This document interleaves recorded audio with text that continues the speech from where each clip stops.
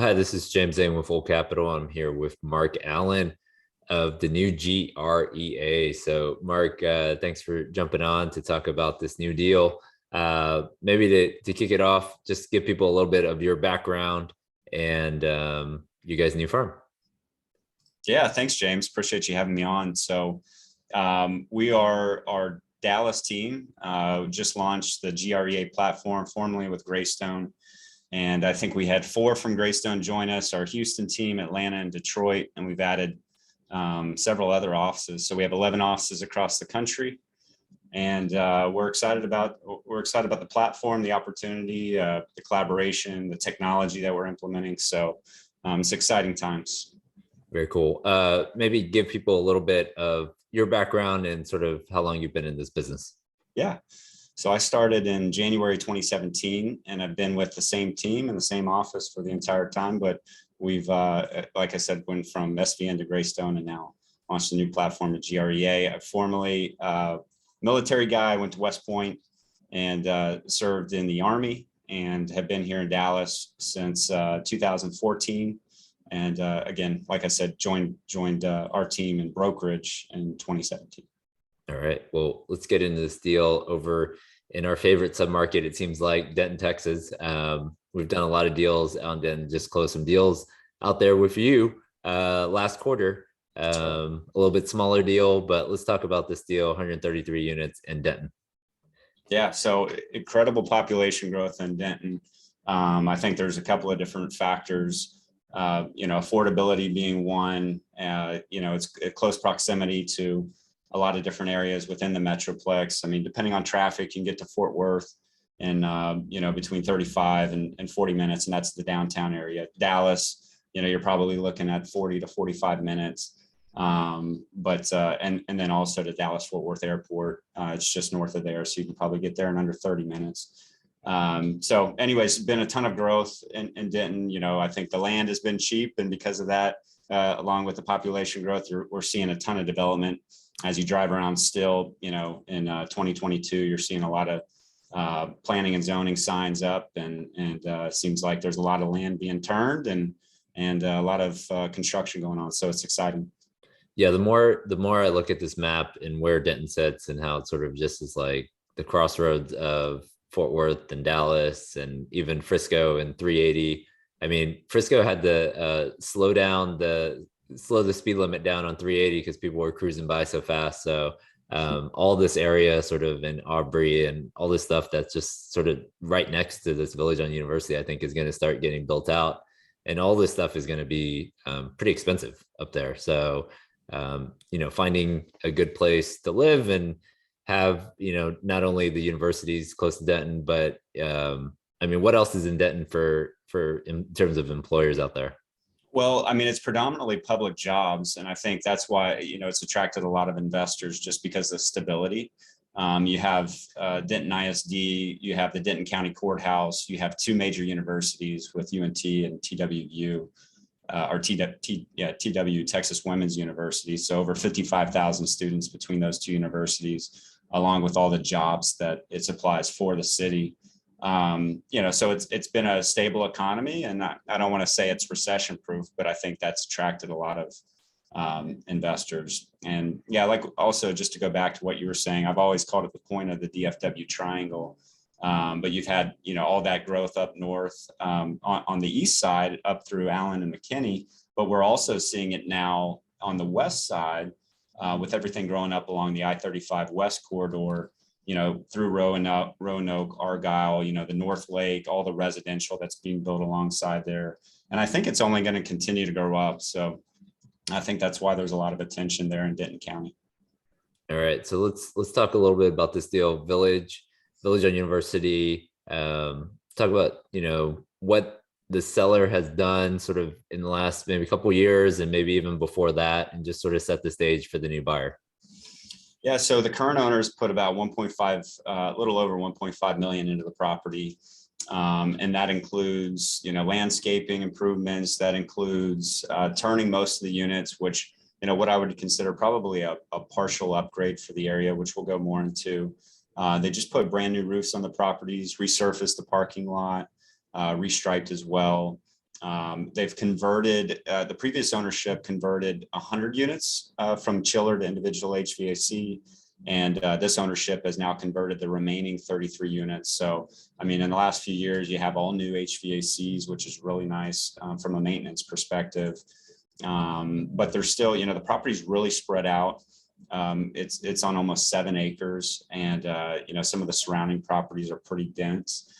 There's a lot of green space here, so there's a lot of room to add community amenities like some of the surrounding properties, from pet parks.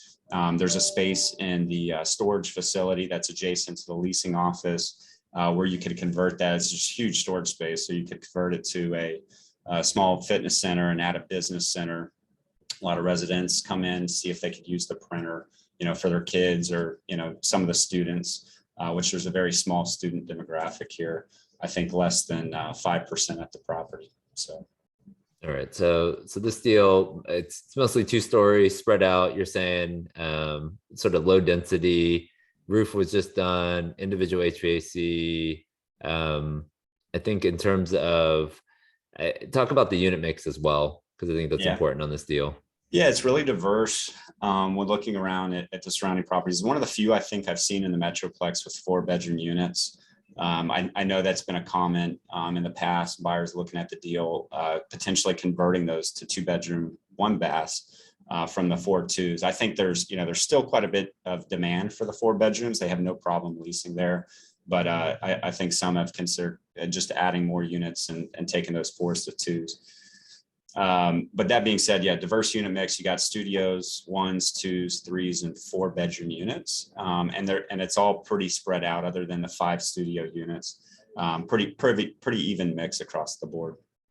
And then so Mark, so effective rent right now is about $10.50 on average across the units, and then you're thinking they're charging probably about $50 more on new leases, but there might be even more upside, sort of just based on pro forma. And then talk about, I know some units recently got upgraded. The 3-bedroom units recently got upgraded, and talk about the rents that they're getting there.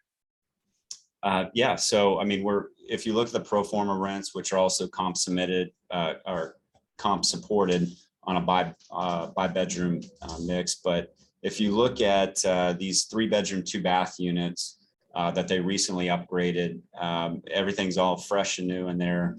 The finish outs aren't a whole lot different, but those are all leasing for $14.99. And again, those are all 3-bed, 2-bath. Their existing market rents used to be $11.50, and they actually just went up to $12.50 because they were, you know, there wasn't a whole lot of difference on these upgraded units, but they were getting a $349 premium. So they went from $11.50 to $12.50 on the existing, you know, call it, you know, if you want to call it classic units. But yeah, that being said, there's a lot of room to run, and even above, if you look at their rent roll above their market rents, they're locking in a lot of new leases above those market rents that are showing they're closer to the pro forma rents without really spending any money. All right, and then so in terms of not only upgrading the units and sort of bringing them to pro forma rent, what other income items do you think are possible here at this property?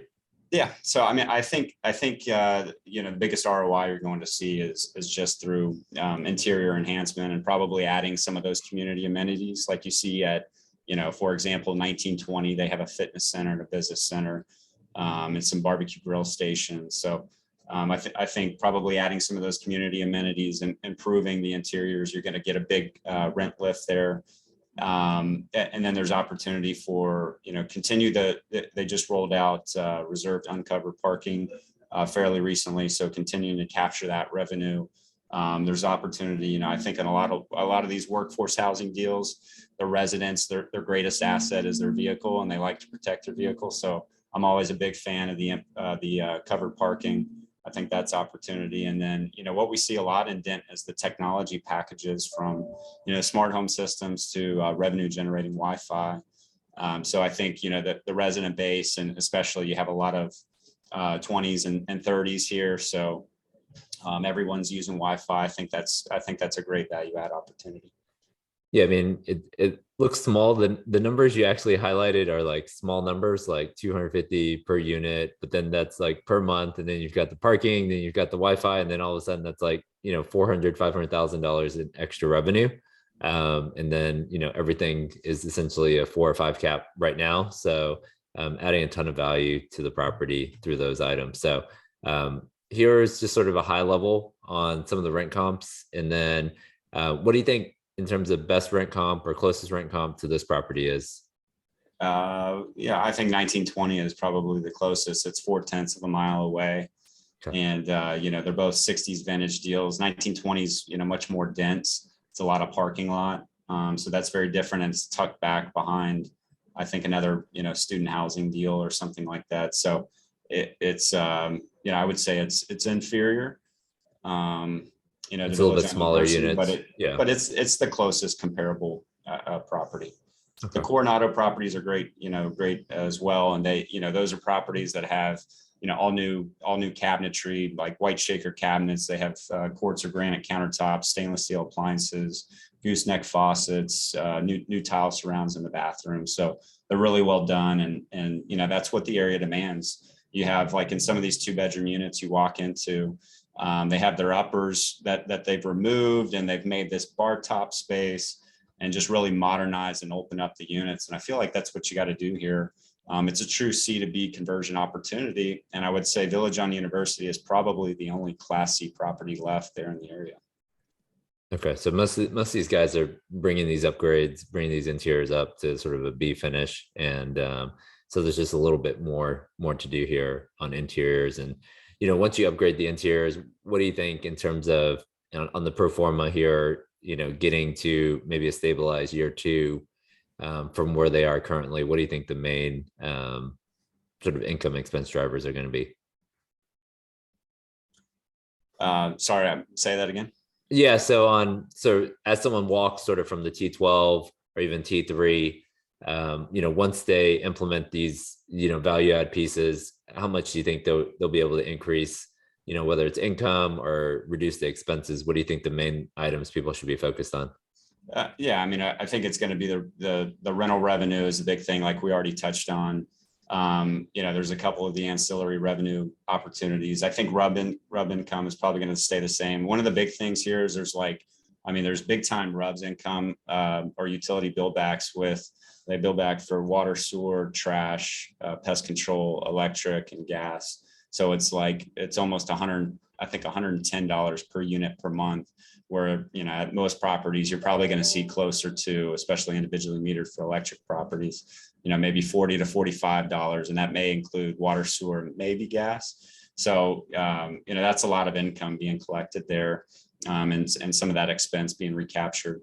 So yeah, the rental revenue is a big thing on the income side. And then on the expense, I think they've reined in some of their controllable expenses recently. They had some temp employees there, so their payroll was high. You can see that on the T6. Still higher than probably, what I'd see in the market at nearly $14.50 per unit.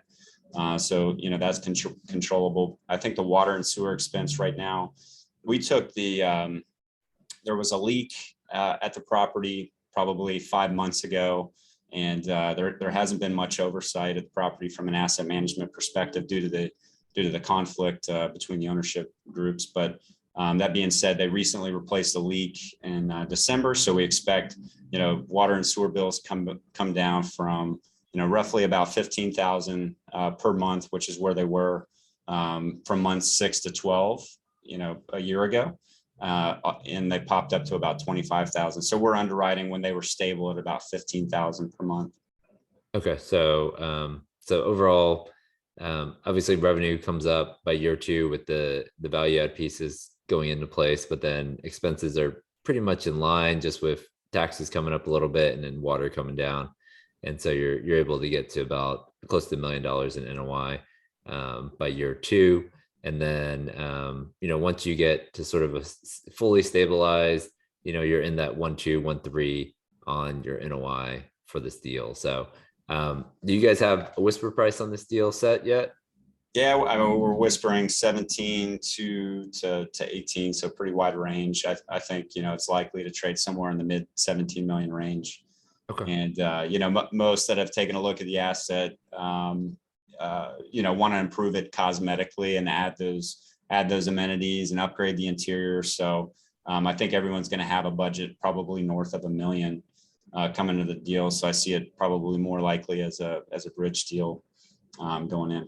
Right. So, Fannie and Freddie, they're going to look at sort of in place income. And yeah, you've turned some of the units, but you haven't turned, more than 10% of the units. So there's still, I think, a lot of interior rehab work to be done. And so, Fannie and Freddie are going to be pretty light on this deal in terms of loan proceeds, but we're seeing the bridge market be pretty strong. And so, whether you want 75 or 80% of purchase, 100% of rehab, we're seeing that in sort of the 3.5 to 4% range on a floating rate basis. And so, that's what most people on this deal would probably end up doing, subject to their, financial strength and their experience. And so have you guys, I know this deal's been out maybe a week or two. So have you set a call for offers date, or what's the best way for people to reach out to you guys? Yeah, we set the call for offers date February 17th. Feel free to reach out to me at Mark.Allen at GREA.com, or feel free to visit our website where you can access the document vault there. That's www.grea.com, and just go to the property page. But you can always give me a call or send me an email, and would love to chat through this opportunity or other opportunities. All right. Thanks a lot, Mark, for telling us about the deal, and look forward to seeing you on the next tour out there. All right. Sounds good. Thanks, James. All right. See ya. Bye.